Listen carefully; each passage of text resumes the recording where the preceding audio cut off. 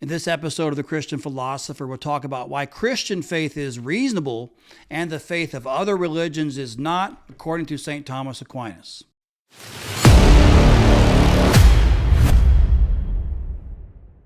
Welcome back, everyone. Scott Sullivan here from the Aquinas School of Theology and Philosophy. Today, we're talking about reasonable faith. Is it reasonable to have faith that God has revealed something? In the last video, I've been talking about, last few videos rather, I've been talking about the different ways Thomas Aquinas teaches that we can know things about God. One way through reason, one way through faith. And now Aquinas addresses this question in Book 1 of his Summa Contra Gentiles on why Christian faith is reasonable, why it's reasonable to believe that the Christian faith is true, what the Christian faith teaches about the Trinity and other things about God, why it's reasonable to believe that those things are true versus say what other religions say. He doesn't think other religions are reasonable to believe at all, and I agree with him on this. And the reason why this is important, especially today, is because a lot of people today, in our secular world, think all forms of faith are unreasonable. They're all bad, you see, right? Is this really, they think all religious faith is foolish, and is this really true? Well, St. Thomas Aquinas would say it depends. Is religious faith foolish? Aquinas says it depends. It depends on which religion you're talking about, you see. So in this video, we're talking about why Aquinas thinks it's not foolish to have faith in Christianity, but it is foolish to have faith in other religions. So his point here is that for the Christian, he says, to give assent to the truths of faith is not foolishness, even though they are above human reason. It's not foolish. You're not being gullible or anything like that when you give assent based on faith to the teachings of Christ. Okay, and this is true only, he thinks, though, when it comes to the Christian faith. It doesn't apply to other religious faiths. Okay, and here's three reasons why Aquinas says Christian faith is a prudent thing to do. It's reasonable to have faith in the teachings of Christianity, in the teachings of Christ. Okay, three reasons. Number one are the miracles of Christ. Aquinas talks about this, right? Christ claimed to be God, and he did miracles to back it up. It's easy to say, hey, I'm God, listen to me, or I speak for God. It's a much harder thing to do is back that up with walking on water or rising from the dead, you see. So Aquinas says, by performing works that surpass the capability of the whole of nature, right? Like the wonderful cures of illnesses, he says. There's the raising of the dead, especially the resurrection of Jesus.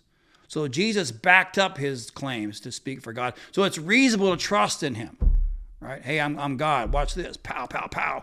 Oh, shoot. It's okay. I'm going to listen to you now. You see what I'm saying? So because of the miracles of Christ, we can know that God is speaking through Christ, Aquinas says. That's the first reason, the miracles of Christ. Secondly, he says, the peaceful conversion of Rome. All right, so all these proofs, and it wasn't through the violent assault of arms, Aquinas said, that Christianity, in a relatively short period of time, with no armies, no swords, nothing like that, that the ideology of Christianity took over the pagan Roman Empire, right? Through peaceful means, in the midst of tyranny, of persecution, right? In opposition to all that. That's like against all odds. These ideas of these 12 fishermen come into Rome. The Romans are trying to stomp them out through crucifixions and burnings and all these different tortures and things. And nevertheless, the Christian faith takes over Rome. You see, Aquinas thinks this is a miracle. He says, what's most wonderful of all, in the midst of the tyranny of all the persecutors, numerous people, some simple, some learned, flock to the Christian faith, right? And what makes this more improbable, right, is that in the Christian faith, there are truths, he said, that are preached that go beyond our human intellect. We talked about those in the last video. Christianity teaches to curb the pleasures of the flesh. You got to control your sexual appetites. That kind of goes against the human nature, fallen human nature, right? Christianity teaches that the things of this world are to be spurned, right? Control your sexual appetites. Don't fixate on money. These things go against our fallen human nature. So some of these teachings of Christ go against the grain of our human nature. And so the fact that these teachings took over Rome was just an amazing thing. He says, for the minds of mortal men to assent to these things is the greatest of miracles, just like it's a manifest work, a divine inspiration, that giving up all these visible things, men should seek just the spiritual and invisible.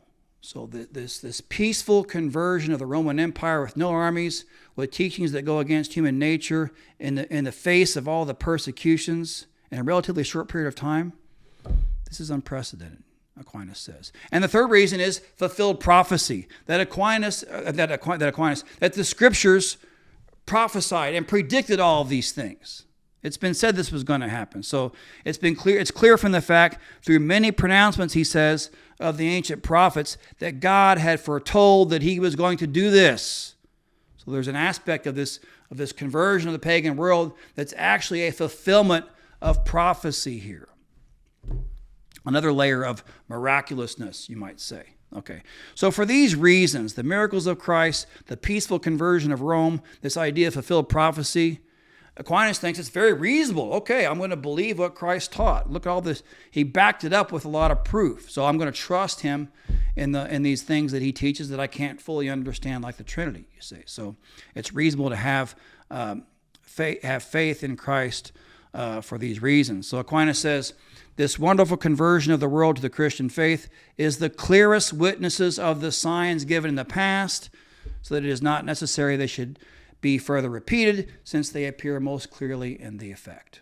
Okay, so reasons why it's reasonable to believe in Christianity and not other religions. You see, religious faith is it reasonable or not? Again, Aquinas thinks it depends. If you got all these stuff like we have, all this stuff like we have in Christianity, the miracles, the fulfilled prophecy, stuff like that, yes, reasonable. Otherwise, no. He gives the example of Islam, right? He thinks Islam is a foolish faith. All right. So as opposed to Christianity, faith in Islam is a foolish thing to do.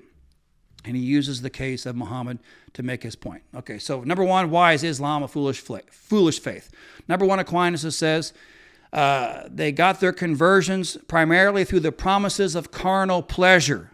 He says Muhammad seduced the people by promises of carnal pleasure, to which our own fallen nature, our own concupiscence of the flesh goads us. Yeah, that sounds great. I want to join that and have 20 virgins or whatever it is, hundreds of virgins, I don't know what it is, waiting for me when I die. Count me in. You know, that kind of plays to our fallen nature, right? So he thinks this is one reason why Islam is foolish. Another reason is Muhammad did no miracles. There are no miracles supporting the truth of Islam. He says Muhammad did not bring forth any signs produced in a supernatural way, which alone fittingly gives witness to divine inspiration.